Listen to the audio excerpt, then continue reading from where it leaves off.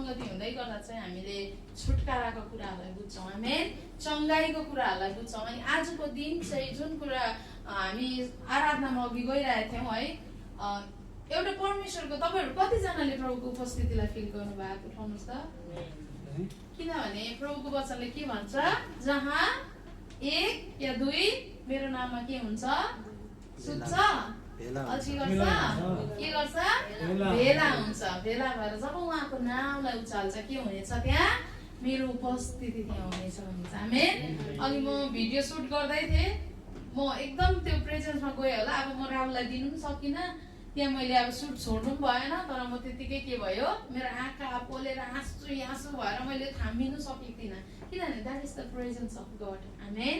परमेश्वरको त्यो प्रेजेन्स हो।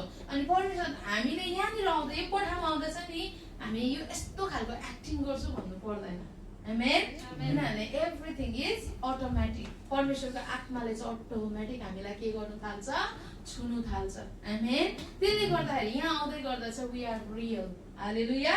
हामी चाहिँ यहाँ रियल हो। हामी जे छौँ, जस्तो छौँ, जति छौँ, नो म्याटर। हामी राम्ररी देखिन्छौँ देखिँदैन, हामी राम्रो छौँ या छैनौँ, we are educated or not, no matter, हामीलाई केही फरक पर्दैन। किनभने हाम्रो परमेश्वर बुवाले हामीलाई चिन्नुहुन्छ, आमेन। हाम्रो बुवाले हामीलाई थाहा छ, उहाँले चिन्नुहुन्छ कि हामी कस्तो छौँ भन्ने कुरा, हालेलुया। अनि हाम्रो बुवाको अगाडि हामीलाई नाटक गर्नु पर्दैन, amen. So we are the real in Christ, hallelujah. तयार हुनुहुन्छ?